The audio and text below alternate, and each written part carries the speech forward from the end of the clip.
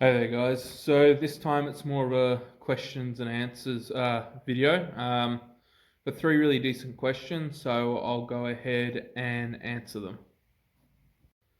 So the first question I got was, how do I gain significant strength? So that's what the individual was after. So a lot of that will have to do with what I talked about in the previous video, picking, decent compound exercises and making them the staple of your training program. The more proficient you become at a movement and, the better you, perform it, you're going to recruit more muscle fiber from a neurological standpoint the more you repeat a movement over and over. And when it comes to strength, it also depends on the strength that you need for your individual sport, whether it be powerlifting or, say, for instance, on the footy field. If it's going to be on the football field, it's going to be a little bit different because a lot of people just get told get bigger and stronger, and it'll make you a better athlete. Yes, that will help, but a lot of your skills are going to be the thing that will take you up to the next level.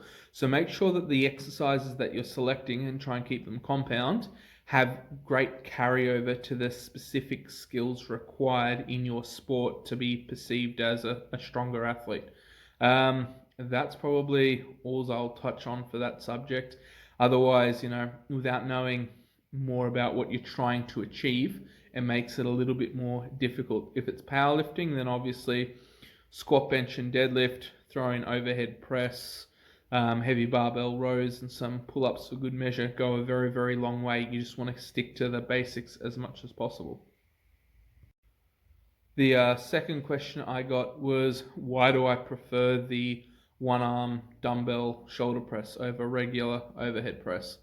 For me, I found the one-arm press was slightly more advantageous simply because, one, I get to see exactly which side of my body is lagging.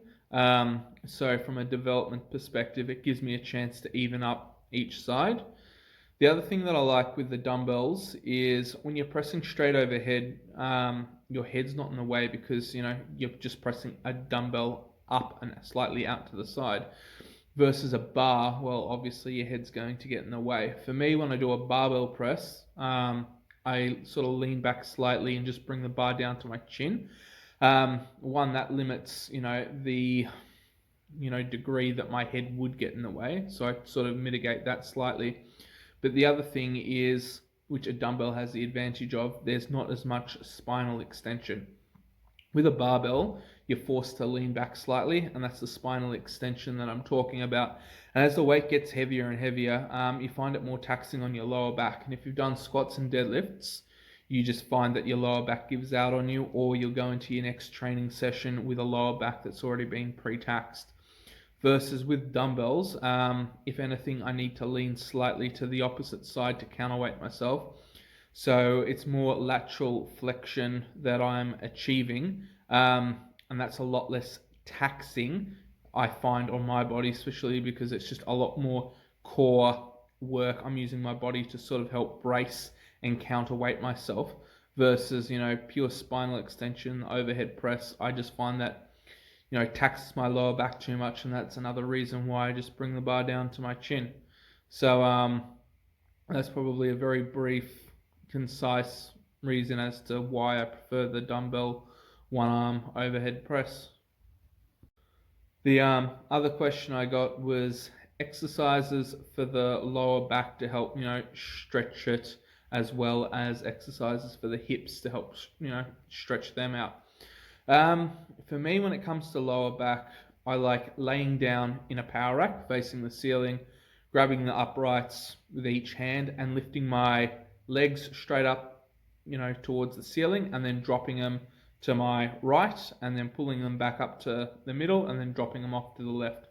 So they're lying twists. For me, I find that's probably one of the best exercises to, one, strengthen my abs and obliques, but also I get a lot of reciprocal inhibition, which causes my lower back to release.